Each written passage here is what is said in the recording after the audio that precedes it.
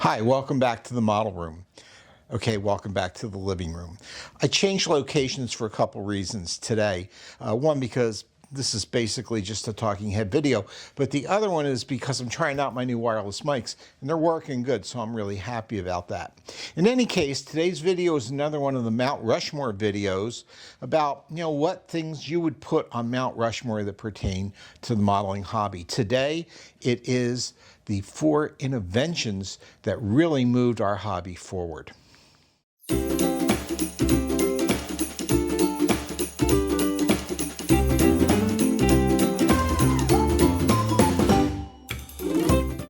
So, in my opinion, the first thing that belongs on Mount Rushmore is the development of the injection molded styrene kit. And you could say, yeah, how obvious? Of course, we know that.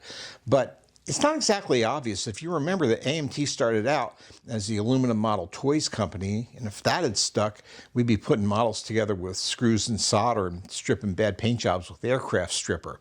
No, we had to have somebody that developed the model kit as we know it. Actually, in this country, Lou Glazer over at Revell gets credit for that back in the 1950s. A guy named Rove gets the credit in England for starting that with Airfix back in the day. So that, I think, is something that belongs on Mount Rushmore. And I think a corollary to that is the development of the promo model. Of course, back in those days, car companies wanted promos because they would give one to Junior when Dad came in to look at cars. Junior would be happy. Dad would have time to look at the cars. The salesman could give him the sales pitch. So that was kind of coincidental with the development of the model kit. These companies, especially Johan AMT, they were putting together the promos for the car companies and decided to expand out to make kits for kids to build at home, and it was a big hit. So that's number one. Number 2 on the list is the development of hobby-specific paints. And again, that might seem obvious, but no, somebody had to do that, and it's a good thing, or we would be painting models with Dutch boy house paint, right? And this goes back, listen, kids were painting little lead toy soldiers with paint, probably lead paint, back in the 1800s. You can go back to prehistoric days. Archaeological sites will find miniatures of animals and things at those sites colored with like berries and things like that. It's not new, but it had to be new for our model hobby. And this is when things like the Pactra enamels came around, the testers, the PLA paints. And, that's a little confusing. I never understood why they couldn't put that E on the label of the enamel paints. Just call it enamel. That's what it is. And that's what they did. Remember the PLA paints? That standard for polymer liquid acrylic. So I didn't know those were acrylics. When I was a kid back in the early 60s, I built my models just in plain white styrene, and that was fine with me until I would get them at a local store here in the neighborhood. That store got some spray paints, AMT particularly. I used a lot of AMT paint. So that got me started, I guess probably it was about 1963.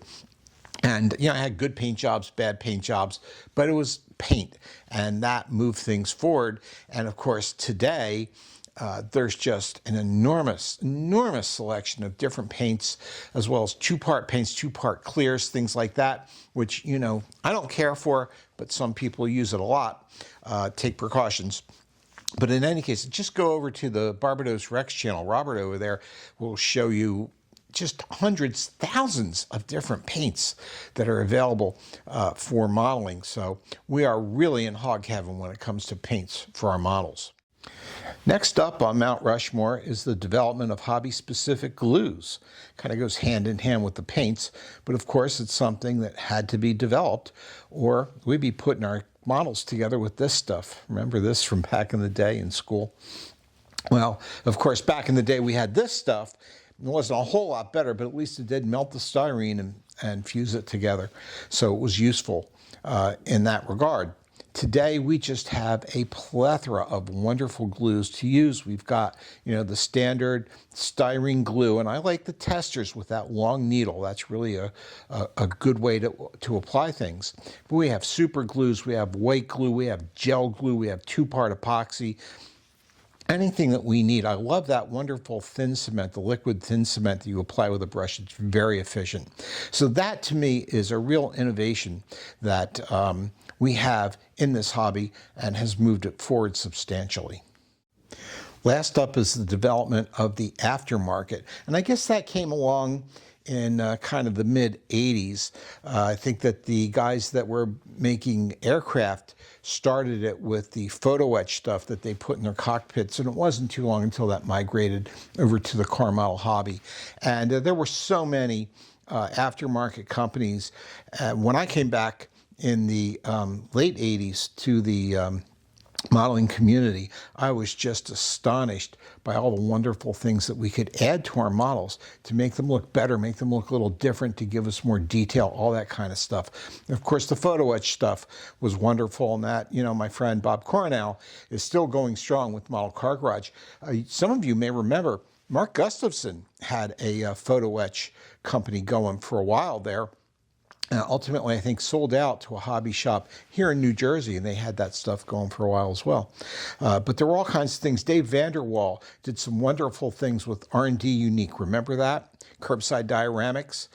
He did some things in pot metal. He did a whole 32 Ford street rod chassis with the suspension in it out of pot metal, and it was a wonderful thing. You know, it's a whole metal. And somebody actually took that and some other stuff and made an all aftermarket street rod out of it. Remember that from Scale Auto Enthusiast? I do, and I thought that was a great thing to come along. So there have been all kinds of stuff that we've had, and it's all exciting. We continue to get new things. Of course, the aftermarket model wheel market is just enormous. That's going very strong, but there's all kinds of parts you can get. And the corollary to this now is the 3D modeling ability that has become so popular lately. I don't think it's quite at the point now where it would be an innovation, but it's getting there. And I can see the day when these things improve, when modelers have a very inexpensive, highly efficient 3D printer right in their homes.